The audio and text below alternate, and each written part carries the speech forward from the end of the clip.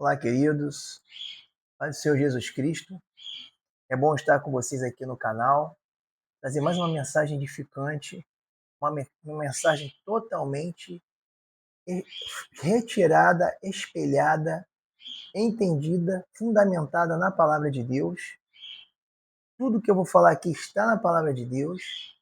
Lembro que todos nós, como corpo de Cristo, estamos sendo aperfeiçoados para os nossos serviços, entendeu? Então, essa mensagem que eu vou trazer hoje, ela vai trazer dois posicionamentos que nós podemos ter diante de Deus, diante de Jesus.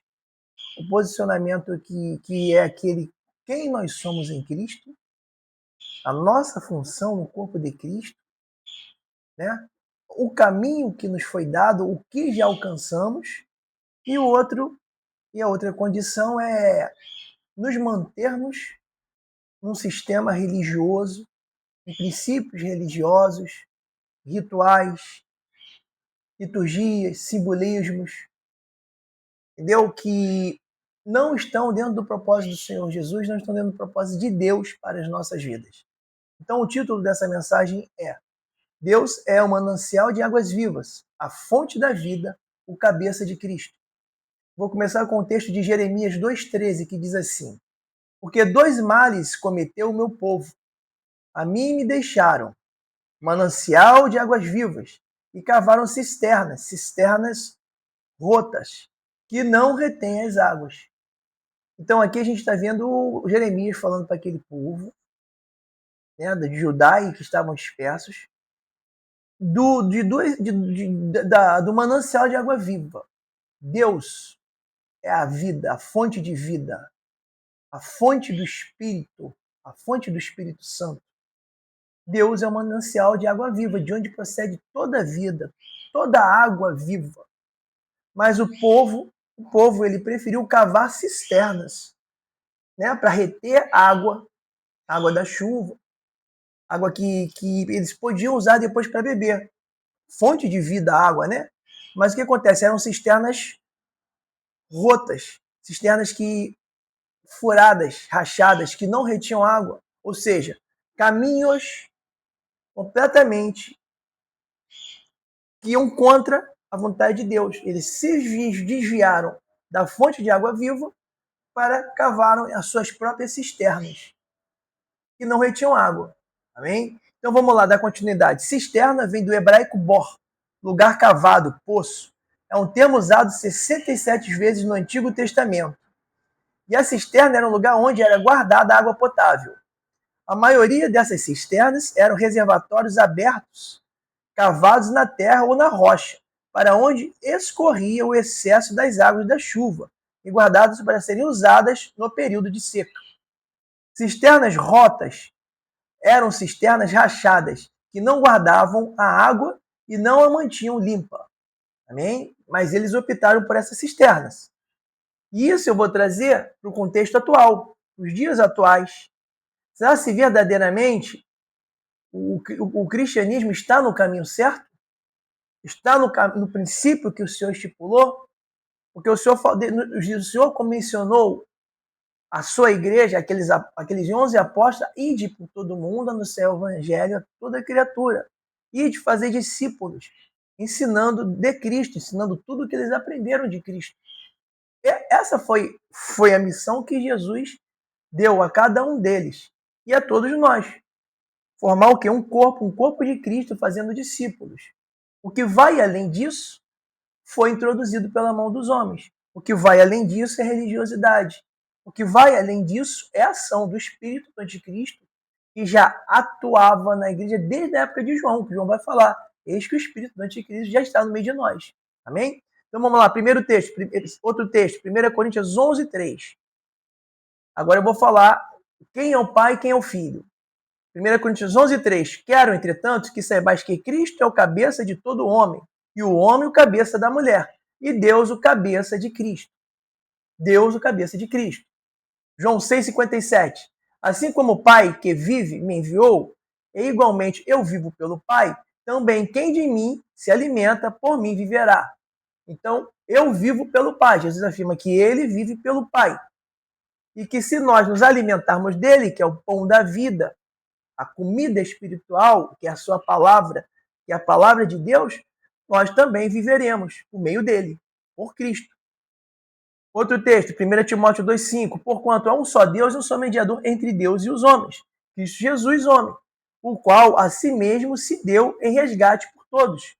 Testemunho que se deve prestar em tempos oportunos. Então, Jesus é o mediador entre Deus, o Pai, o cabeça, e nós, os homens, os membros do seu corpo. Cristo é o cabeça e nós somos os membros deste corpo, o corpo de Cristo. Discernir o corpo de Cristo é compreender a unidade do corpo, a função de cada membro dentro do corpo, para o bem proveitoso para todo o corpo, onde a bênção e a vida eterna fluem de Deus para Cristo, e de Cristo, o cabeça do corpo, para todos os membros do corpo. Aí lá no Salmo 133, eu peguei só o primeiro trechinho que fala assim, ó, ali, lá no final no final do capítulo 133, do Salmo 133, fala assim, ali ordena o Senhor a sua bênção e a vida para sempre. Deus ordena a sua bênção e a vida para sempre neste corpo deste Cristo, nessa convivência de unidade, nesse conviver unido. Amém? Então vamos lá. É do Pai o manancial de águas vivas, que fluem as águas vivas que são derramadas sobre o Filho Jesus, o cabeça do corpo, e dele derramada para todos os membros do seu corpo. João 7,38 diz assim, quem crê em mim, como diz a Escritura, do seu interior fluirão rios de água viva. Isto ele disse com respeito ao Espírito, que haviam de receber os que nele crescem, pois o Espírito até aquele momento não era dado, porque Jesus não havia sido ainda glorificado. Então, o Espírito que havia de vir, Joel 2,38, né? A profecia de Joel 2,38, que se cumpriu em Pentecoste, lá no dia de Pentecoste, esse Espírito eles ainda não tinham recebido, mas é a fonte de água viva. Quem é esse Espírito? Quem é o Espírito que é derramado? A água viva que é derramada, que foi derramada lá em Pentecoste e é derramada em todos aqueles que creem no Senhor Jesus Cristo. É a fonte de água viva, é o Espírito do Pai, são as primícias do Pai que passam o quê? Estar dentro de nós. Paulo vai falar que nós somos o templo do Espírito Santo de Deus, somos santuários de Deus. Por quê? Porque estamos inseridos em Cristo. Cristo é o santuário de Deus. Amém? Ele fala, destrua esse templo que eu erguerei em 3 dias. Ele ali, quando Jesus falou isso, a palavra lá vai dizer que ele estava se referindo ao santuário do seu corpo. E nós fomos introduzidos pelo próprio Pai em Cristo. E Jesus fala também assim, ninguém pode vir a mim se o Pai não me der. Então nós somos introduzidos no santuário que é Cristo, onde o Pai vive, onde o Pai está. Amém? E quando somos inseridos ali, o Pai que está no Filho derrama suas águas vivas sobre a sua cabeça, cabeça do Filho, e por sua vez o Filho derrama essas águas vivas sobre nós. Porque o Pai é a fonte da vida, fonte de água viva. Né? O manancial é a nascente. Então entendemos o quê? Que todo aquele que está em Cristo, que se alimenta de Cristo, do seu interior também fluirão fontes de água viva. Não é isso que está falando? Fluirão rios de água viva, rios de água viva. Quem crê em mim, como diz a Escritura, do seu interior fluirão rios de água viva. João 7,38. Então vamos dar prosseguimento. Eu estou mostrando aqui para a gente entender a nossa importância no corpo de Cristo. Para nós entendermos que nós estamos ligados a Cristo e por Cristo ligado ao Pai. Do Pai vem toda a bênção e toda a vida eterna, como foi lido ali, né? Que é o Salmo 133. Mas vamos dar prosseguimento. O óleo da unção de Deus, né? O óleo que unge a cabeça, é derramado sobre a cabeça do ungido de Deus, Jesus Cristo, homem, e se espalha para todos os membros do seu corpo, sobre todos aqueles que entenderam a unidade do corpo e que vivem unidos como irmão. Salmo 45:6 diz assim: o teu trono, ó Deus, é para todo sempre, cetro de equidade e cetro do teu reino. Amas a justiça e odeias a iniquidade. Por isso, Deus, o teu Deus te ungiu com óleo de alegria. como a nenhum dos teus companheiros. Então, esse Deus aqui, que o salmista está falando, o teu trono, ó Deus, é Jesus Cristo. É para todo sempre cetro de equidade e cetro de teu reino. Amas a justiça e odeias a iniquidade. Por isso, Deus, o Pai, o teu Deus, te ungiu com óleo de alegria. Esse óleo que Deus, Jesus, foi ungido pelo Pai, desce pela sua cabeça e se espalha para o seu corpo. Amém? A unção, o óleo que ele foi ungido. Amém? Então vamos lá agora, próximo texto. Atos 2,33 diz assim: exaltado, pois, a destra de Deus, tendo recebido do Pai a promessa do Espírito Santo, ou seja, essa unção que veio sobre ele, né? Lá quando ele foi batizado, o João Batista, que Deus fala, este é meu filho em quem me comprazo, ali veio a unção sobre o Filho de Deus, ele ali se tornou pleno, Deus homem sobre a terra, o Pai estava com ele, em toda a plenitude nele, naquele tabernáculo de homem que Jesus estava, veio a unção do Pai toda sobre ele. Esse óleo foi derramado todo sobre ele, ali. Amém? Então, o que está falando aqui? Este que a promessa do Espírito Santo se cumpriu nele, Jesus, aquela promessa lá de Joel 2,28, eis que derramarei meu Espírito sobre toda a carne, sobre todo homem, sobre toda mulher. João 2,28, então não lembro muito bem como está escrito. Que o próprio Pedro citou em Atos 2, lá em Pentecostes, quando ele estava pregando para aqueles quase 3.000 homens, ele vai falar esse mesmo texto de Joel 2,28, que é a promessa do Espírito que havia de vir, e veio sobre o Filho, e do Filho agora veio sobre todos nós. Então veio sobre o Filho derrama sobre todos nós. É isso que os textos estão mostrando. O Filho é que distribui essa unção, esse Espírito sobre cada membro do seu corpo, conforme lhe apraz. Amém? Então, Cristo derrama sobre cada membro do seu corpo a medida do Espírito da promessa que recebeu do Pai, como lhe convém. E primeiramente foi derramado por completo sobre a sua cabeça. Jesus é o cabeça do corpo. Salmo 133, 1. Vamos lá, o salmo que eu já li, só o comecinho. Oh, como é bom e agradável viver unidos, irmãos. É como o óleo precioso sobre a cabeça, a qual desce para a barba de Arão, e desce para a gola de suas vestes. É como o orvalho de Hermon, que desce sobre o monte Sião, e ali ordena o Senhor sua bênção e a vida eterna.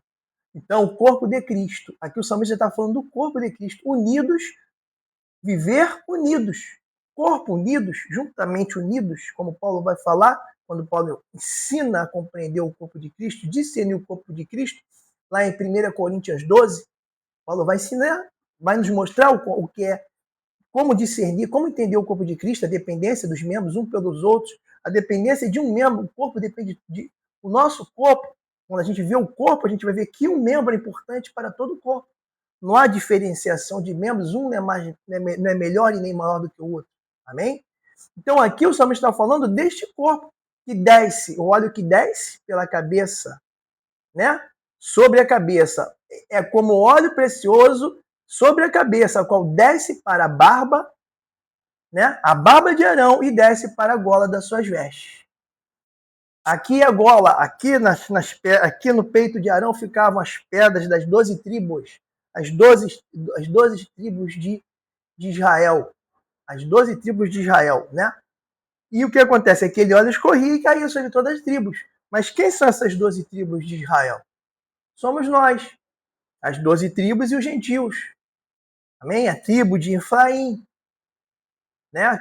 Os gentios que foram introduzidos também no corpo, foram introduzidos também na promessa.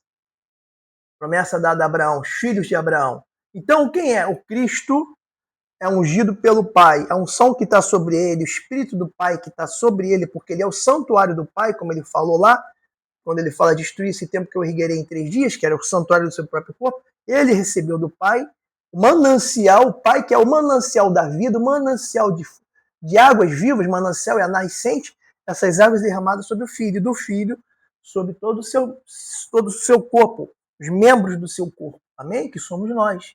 Então nós estamos aqui intrinsecamente, diretamente ligados a Cristo. e por Cristo ligados ao Pai. Tudo que vem do Pai chega até nós. Então, não existe a condição de, uma vez que fomos introduzidos no Filho, temos que invocar a Deus, temos que entrar na presença de Deus. Como muitos acreditam nisso. Muitos acreditam que precisam ir num local para invocar a Deus, para Deus se fazer presente naquele local. Eles ainda não entenderam o que Cristo está falando aqui, o que o salmista está falando. Fomos inseridos no corpo de Cristo, no santuário. Deus é presente nas nossas vidas o tempo todo. A nossa adoração é constante e permanente. Convém que seja constante e permanente, porque agora somos o quê? Sacerdotes reais, como diz Pedro. Agora andamos o tempo todo na presença de Deus. Não é só quando vamos numa reunião em determinado lugar, que ali chamam de culto, para que ali haja uma adoração que não é uma adoração que Deus pediu, que Deus pediu uma adoração pelo sacrifício do nosso próprio corpo, que é o culto racional, não é aquele culto que se pratica no ambiente.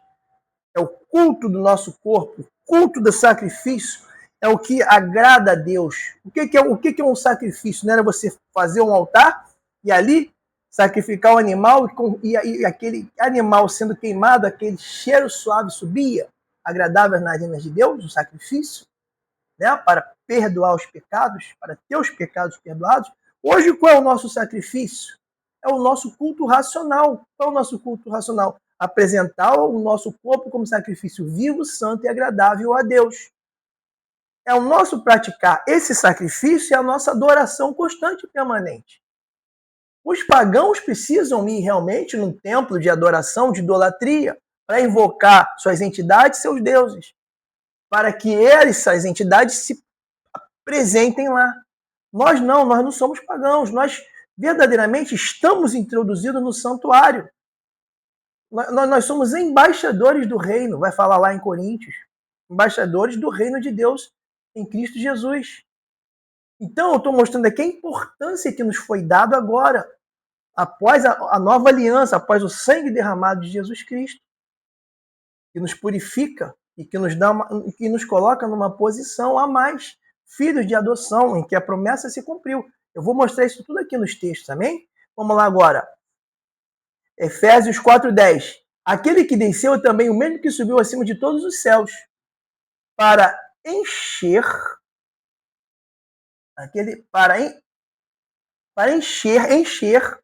né? Todas as coisas. E ele mesmo concedeu uns apóstolos, outros para profetas, outros para evangelistas, outros para pastores e mestres. Distribuiu dons, né? Cada um com dom. Mas qual o objetivo? Versículo 2. Com vista ao aperfeiçoamento dos santos. Reunimos com vista de o quê?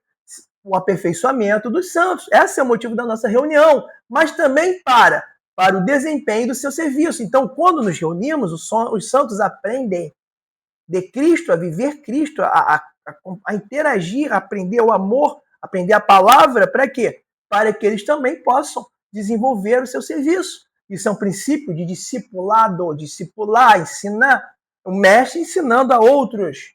Amém? Para que aquele outro também se torne um mestre e vá discipular outros. Então, se reúne, se congrega com esse princípio. Para quê? Para os santos poderem ser aperfeiçoados e desempenhar o seu serviço.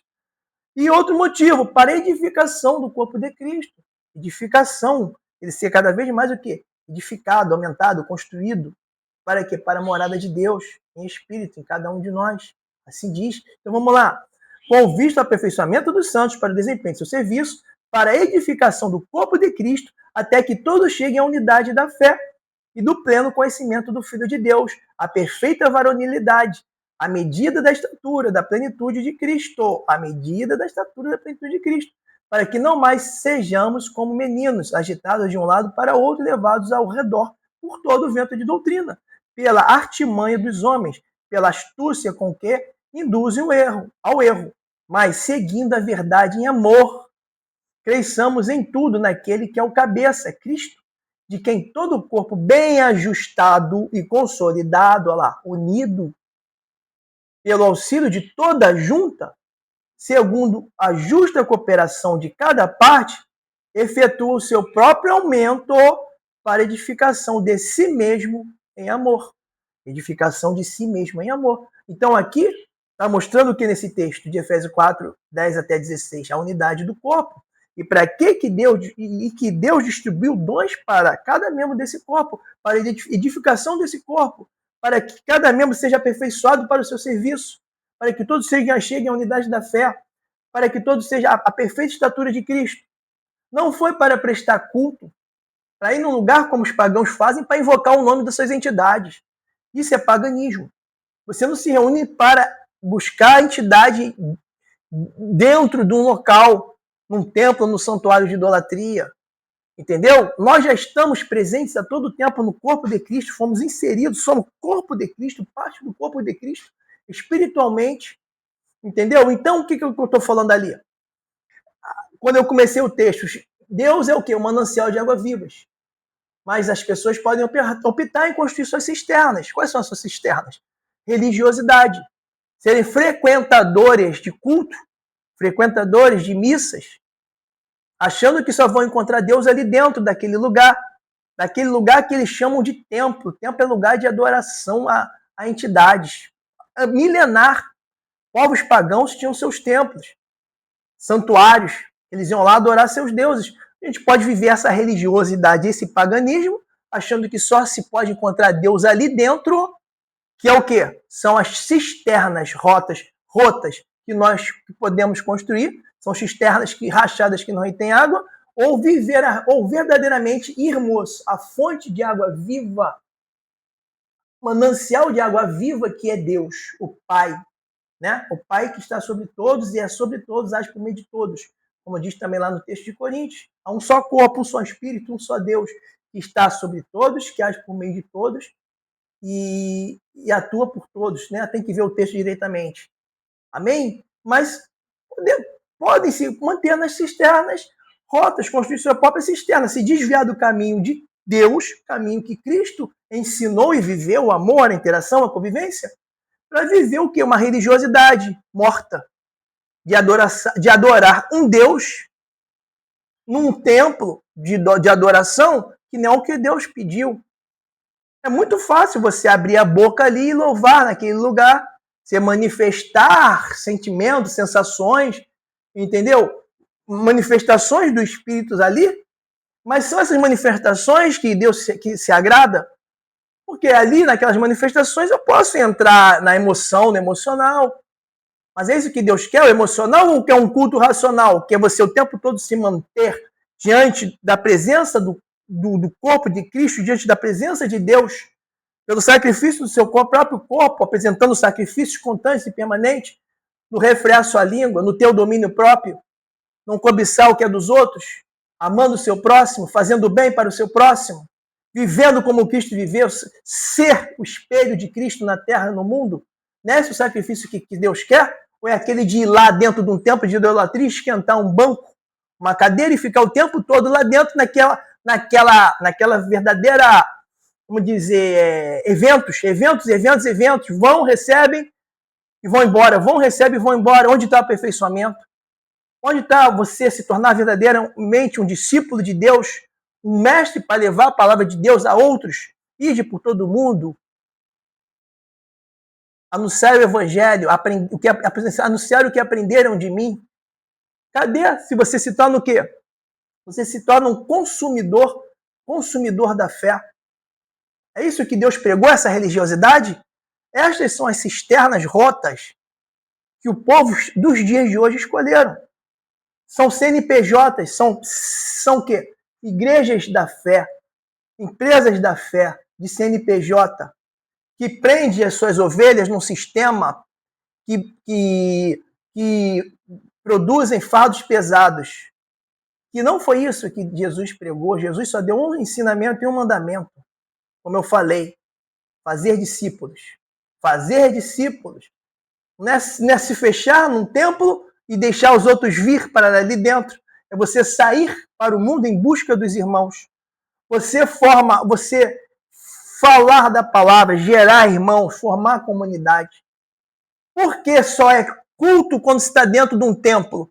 E não quando você está numa reunião na sua casa com seus irmãos, falando da palavra de Deus, ensinando e aprendendo. Por quê? Qual a diferença? Onde está isso na Bíblia? Onde está escrito que isso é culto quando está no templo? Quando está fora não é culto? São princípios religiosos que induzem as pessoas ao erro e nos afasta muito da presença de Deus. Amém? Então, como eu li aqui em Efésios 4, Deus deu dons para cada membro do corpo para edificação do corpo, para aperfeiçoamento dos santos para o seu serviço, para que todos cheguem à unidade de fé, para que todos cheguem à varonilidade e à plena estatura de Cristo. Não foi para prestar adoração e prestar culto, porque a nossa adoração é a todo tempo, a todo momento, porque reconhecemos que estamos no santuário que é Cristo, e que vivemos para Cristo, e que morremos para Cristo. E a nossa morte não é só em 2 horas de culto, e nem de missa. Amém?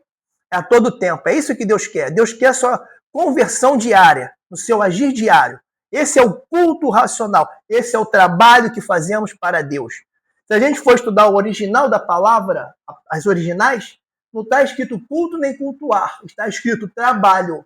Trabalho ou adoração. Que pela variação de avodad, que é lá do hebraico, dá a entender que é trabalho, serviço ou adoração. A nossa adoração racional é constante. É uma adoração emocional dentro de um tempo. O emocional fala mais alto. Ali somos perfeitos, mas no dia a dia no mundo, cadê o culto verdadeiro que Deus quer? Cadê? É esse culto que Deus quer. No dia a dia, não é num templo. Nos reunimos para sermos aperfeiçoados em Deus e em Cristo, na sua palavra, para aprender de Cristo e viver Cristo. Amém? Se quiser continuar na religiosidade de achar que vai num lugar para adorar a Deus, para invocar a Deus ali, como os pagãos fazem, invocando as suas entidades, para entrarem na presença de Deus, porque acham que não estão em Deus, aí fica a critério de cada um. Amém, irmãos? Eu não posso ir além do que eu estou falando aqui. Eu estou dizendo que está na palavra. Não é de mim. Entendeu? Então a religiosidade é a maior iniquidade que foi inserida no meio cristão. Por isso que fala, por se multiplicar a iniquidade, Jesus falou, por se multiplicar a iniquidade, a amor de muitos se esfriará. Porque procuram esses eventos que prestam melhores shows, as melhores bandas, as melhores músicas, o melhor conforto. Porque é isso que eles estão procurando, um lugar de conforto, de busca, entendeu? De consumo. E não o oposto, que é dar a sua vida para o reino, dar a sua vida para o irmão. Aprender de Cristo para viver Cristo. Essa é a função do congregar. Por isso que o autor de Hebreus vai falar, não deixar de congregar. Antes, incentive o seu irmão a permanecer congregando para aprender de Cristo, para se fortalecer na palavra, para um fortalecer o outro com os seus dons, com os seus serviços. Entendeu? Agora, o que nós vemos muito? É muito dom, e pouco o quê? Fruto. Mas o fruto que é mais importante, porque no sistema religioso cria-se dons, criam-se princípios que às vezes a gente tem que ter discernimento espiritual para interpretar e entender aqueles dons, de qual espírito procede, discernir espírito. Mas será ser de Deus? Não sei, não estou aqui julgando. Mas acontece no meio religioso. Mas agora, o que realmente mostra o nosso caráter, a nossa ética, a nossa moral, princípios morais diante de Deus? São as nossas práticas, são os nossos sacrifícios diários, a nossa permanência diante de Deus a todo tempo na nossa vida, pelo sacrifício do nosso corpo, para usar os nossos membros para edificar, para usar a nossa mente, os nossos pensamentos para querer o bem, para querer a edificação, entendeu? Isso é adorar a Deus, esse é o sacrifício que Deus quer de cada um de nós. Então vamos lá, 1 Coríntios 11, 29. Então, compreender o corpo de Cristo, a função de cada membro, os dons que são derramados, a unidade do corpo, como um só pão. Nos aproxima do amor, nos afasta da religiosidade, nos afasta do que? Das cisternas rotas. Pois entendemos o motivo para que congregamos. Entendemos agora para que congregamos. Quando entendemos o corpo de Cristo, entendemos para que congregamos. Jesus nos mandou construir templos para ser adorado. Isso é coisa do sistema religioso de CNPJ, de empresas da fé. Jesus mandou você se reunir em qualquer lugar para aprender dele, para formar discípulos. E esses também, depois que estiverem preparados para os seus serviços, eles também formarem outros discípulos. Amém? O que vai além disso é religiosidade. O que vem além disso são cisternas rotas. Desviaram do manancial, que é Deus, manancial de águas vivas, para construir cisternas rachadas. Amém? 1 Coríntios 11, 29. Pois quem come e bebe, sem discernir o corpo, come e bebe juízo para si. Quantos estão comendo e bebendo sem discernir o corpo? Sem entender o corpo? Para entenderem, para viverem uma religiosidade que é de eventos, de reuniões para eventos, de reuniões para adoração mortas. Porque honra Deus ali, de repente, honra a Deus com seus lábios, mas seus corações estão longe de Deus. Jesus vai falar isso. Jesus repete o que Isaías falou. Porque vivem princípios de homens. Isaías diz, honram com os lábios, mas seus corações estão longe de mim, porque vivem princípios de homens. Vivem um princípio de cisternas rachadas, e eles mesmos buscando Deus deles da forma deles. Amém? A pior coisa que tem é a religiosidade. Jesus combateu os religiosos, os hipócritas, os lobos em pele de cordeiro. Amém, queridos? Eu estou falando aqui o que está na palavra, não é de mim. A falta de discernimento do corpo de Cristo leva ao egoísmo, buscar só para mim, a religiosidade, a busca dos próprios interesses, a querer receber do que dá, a querer ser servido do que servir. A falta de relacionamento, a falta de amigos, a falta de misericórdia e a falta de amor. Isso é religiosidade. Isso são cisternas rachadas. Viver religiosidade. Achar que se encontra Deus dentro de um templo ou do santuário. Porque não temos templos e não temos santuários. Deus não habita em templos construídos por mão de homens e nem santuários construídos pela mão de homens. Deus habita dentro de nós, porque estamos inseridos em Cristo. O verdadeiro santuário, onde é derramada toda a unção, toda a vida nele, e que é distribuído por todos nós. Amém? Então, de fato, muitos pagãos precisam invocar suas entidades e entrar na presença dos seus deuses nos seus templos de reunião. Isso é fato. Não somos pagãos, somos templos do Espírito Santo de Deus. As primícias de Deus habitam em nós por meio de Cristo. Meu ouvido, agora eu vou ler o que eu lembro aqui, que eu vejo nas reuniões. Meu ouvido dói, meu coração se entristece quando vejo alguém falar na reunião que vai entrar na presença de Deus. Você precisa entrar na presença de Deus, irmão?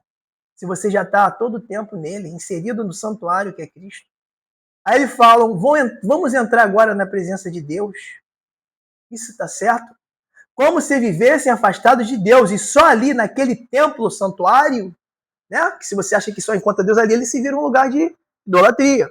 Né? Se você tem isso no seu entendimento, só vai ali porque só encontra Deus ali. Então, eles acham que só encontram Deus ali. E que ele tem, aquele santuário que ele tem por santo. Que ele invoca Deus para que Deus desça sobre ele e sobre aquele lugar. Quem é que faz isso, queridos? São quem pratica o espiritismo. Nós não somos espíritas. Nós não precisamos ir para um templo, um lugar para invocar uma entidade para vir descer sobre nós. Nós já estamos inseridos em Deus. Amém? Inseridos no corpo de morada de Deus, que é Cristo. Amém? Essas coisas acontecem em centros espíritas, como aqueles que invocam suas entidades. Cristão não precisa entrar no lugar onde já entrou, por meio de Cristo Jesus. É nesse entendimento religioso, maléfico e iníquo que lobos enganam ovelhas, ensinando que só lá nos templos sagrados, nos solos santos, no lugar de pedras e tijolos, que chamam de casa de Deus, que se pode encontrar a Deus. Mas não. Nossa melhor oração é no nosso íntimo, no nosso quarto. Não é quando estamos reunidos. Assim fala Jesus. Entre no seu aposento, feche a sua porta e clame, ore, converse com o Pai. Amém? Essa é a nossa maior oração. Esses ainda não entenderam o que Jesus quis dizer quando 2 ou 3 se reúnem em seu nome, que é para a questão de julgamento dentro da igreja, dentro do corpo. E não só nessa condição de 2 ou 3, Jesus se faz presente. Tem aquele texto, Jesus fala, quando 2 ou 3 se reunirem em meu nome, lá eu estarei. Quando a gente lê o texto todo, a gente vai ver que Jesus não está falando que ele só vai estar quando 2 ou 3 estiverem reunidos. Ele vai falar que quando tiver algum problema de juízo, de julgamento dentro do corpo de Cristo, quando 2 ou 3 se reunirem como testemunha, como prova, para julgar, ele vai chancelar e concordar, ele vai estar ali para confirmar aquilo que foi decidido por aqueles 2 ou 3. É isso que ele está falando. Tem que ler o texto todo. Não pode ouvir só o que sai da boca de homens, porque não lê o texto todo, não tem entendimento, e saem pregando o que querem. Mas Deus está presente conosco a todo tempo. Jesus está presente a todo tempo, somos inseridos nele. Por isso que a nossa melhor oração é quando estamos na nossa intimidade com Deus, fechados dentro dos nossos aposentos. Amém? A minha melhor oração é quando estou a sós com Deus. Se é melhor quando eu estou a sós com Deus, é porque Ele está conosco a todo tempo. Jesus, quando dá quando ele fala, ide por todo mundo, anunciar e fazer discípulos, ele fala, eis que estarei convosco até a consumação dos tempos. Então, Jesus está conosco a todo tempo. Não é lá dentro de um templo de adoração que eu vou adorar a Deus e vou achar que Deus vai se fazer presente ali, porque é ali que ele vai descer para se estar presente. Amém? Se estamos em Cristo, como sair dele? E não estar presente nele, se não for por ter sido cortado da videira. Aí sim, se você foi cortado da videira, que é Cristo, e o Pai é o agricultor, aí você não está mais na presença de Deus. Aí você precisa ir para um lugar e invocar a Deus, fazer como Saul foi invocar aquela nefromancia, né, aquela mulher, para buscar a mensagem de Samuel, né, de Samuel, buscar a mensagem do profeta Samuel, se não me engano, e veio falar com ele, porque a presença do manancial já não estava mais com ele. Muitas pessoas querem fazer isso, mas não é isso que Deus quer. Deus quer que nos reunamos para que venhamos ser aperfeiçoados, tá? Não é para prestar adoração, prestar culto, não é para isso. Esse negócio de cultuar é coisa criada pelo homem. Cultamos a Deus com as nossas vidas, com a nossa vida, com o nosso sacrifício permanente que sobe como cheiro agradável a Ele. E eu vou mostrar textos aqui que nós já entramos na presença de Deus, já estamos debaixo, espiritualmente já estamos debaixo do Santo dos Santos, dentro do Santo dos Santos. Vamos lá, Hebreus 10, 19, diz assim: tendo, pois, irmãos, intrepidez para entrar no Santo dos Santos, pelo sangue de Jesus, pelo novo e vivo caminho que Ele nos consagrou pelo véu, isto é, pela sua carne. Alguém tem dúvida que o autor de Hebreus está falando que nós já entramos no Santo dos Santos, pelo nosso sumo sacerdote que é Cristo? Já entramos na casa de Deus celestial e estamos nela constantemente como sacerdotes, como embaixadores aqui nesse mundo, como representantes do reino de Deus aqui nesse mundo? Precisamos ir a um templo, um santuário para invocar a Deus, ou nós estamos já na presença dele a todo tempo? É o autor de Hebreus que está falando, não sou eu, irmãos. Vamos sair dessas cisternas rachadas para viver verdadeira, para buscar verdadeiramente a fonte de água viva, que é Deus. Vamos sair da religiosidade. Vamos sair desse querer buscar para si dentro de um templo. Não é isso que Deus quer. Deus quer que nos reunamos e vivamos como irmãos, como corpo, um só corpo, unidos, para que ali Ele derrame sua bênção e a vida eterna. É isso que Deus quer. E não adorar a Ele em cultos e missas, em rituais, em simbolismo. Não é isso. Vamos lá, outro texto de Hebreus que vai dar mais ainda confirmação do que eu estou falando. Hebreus 12, 22. Mas tendes chegado. Deixa eu ver aqui. Mas tendes chegado ao Monte Sião e à cidade do Deus vivo, a Jerusalém celestial. E a incontáveis hostes dos anjos, a universal assembleia, a igreja dos primogênitos arrolados nos céus, e a Deus, o juízo de todos, e ao Espírito dos justos aperfeiçoados, a Jesus, o mediador da nova aliança, e ao sangue da aspersão, que fala coisa superior ao que fala a própria Abel. Tende cuidado, não recuseis o que fala, pois não escaparam aqueles que recusaram ouvir quem divinamente os advertia sobre a terra, muito menos nós, o que nós desviamos daquele que é dos céus nos adverte. A própria autor de Hebreus está falando que agora do céu Deus nos adverte, porque temos o Espírito, as primícias dele em nós. Ele está falando que chegamos a Sião. Sabe o que é chegamos a Sião? Chegamos às promessas. Adoção. Agora a promessa se cumpriu em nós. Chegamos à cidade de Deus vivo. Chegamos a Jerusalém celestial. Está aqui, ó, Hebreus 12, 22. Chegamos às incontáveis hostes dos anjos, a universal assembleia, a igreja do primogênitos arrolados nos céus, ao Deus, ao juiz de todas, ao Deus e ao juiz de todos, aos espíritos dos justos aperfeiçoados e a Jesus, o mediador da nova aliança, pelo seu sangue. Você tem noção onde nós já chegamos? Você tem noção porque os apóstolos já provaram em vida das coisas vindouras? Por que eles curavam, ressuscitavam? E os poderes se manifestavam neles? O que era para vir, o que estava por vir, já se manifestava naquele tempo com eles e convém se manifestar agora em nós? Sabe por que não se manifesta? Porque estamos presos a cisternas rachadas e não ao verdadeiro manancial, a fonte de água viva que é Deus. Entendeu? Resolvemos viver religiosidade ao invés de viver Cristo. Amém, queridos? Então, eu mostrei 2 textos aqui de Hebreus que mostram a nossa dimensão em que nós estamos. Não precisamos entrar na presença de Deus nem invocar Deus em lugar nenhum. Amém? Uma vez que se entra no Santo dos Santos com intrepidez e se chega a Sião Celestial, a casa do Deus vivo, pelo sangue de Jesus e pelo novo e vivo caminho que ele nos consagrou, pelo penhor do Espírito Santo de Deus que foi derramado, só se sai de lá se perder este Espírito, se for cortado da videira que é Cristo. Quando o irmãozinho falar, vamos entrar na presença de Deus, dá a entender que ele nunca teve. Ele foi cortado e precisa entrar. Entendeu? Ele precisa fazer o que os espíritas fazem, o que os pagãos fazem, para invocar seus deuses e suas entidades. Vamos ser mais maduros na palavra. Não vamos viver só do leitinho. Vamos aprofundar no que é verdadeiro e santo, que é a verdade que nos liberta dessa cisterna, dessa religiosidade. Reconhecereis a verdade vos libertará. A maior iniquidade que foi introduzida no meio cristão é a religiosidade. Aqueles fariseus religiosos, né? Jesus combateu. Jesus 4,10 replicou a Jesus: se conheceres os dons de Deus, e quem é o que te pede, dá-me de beber, tu lhe pedirias. E ele te daria água viva. Respondeu ela, perdão. Respondeu ela: Senhor, tu não tens com o que tirar, e o poço é fundo. Onde, pois, tens água viva?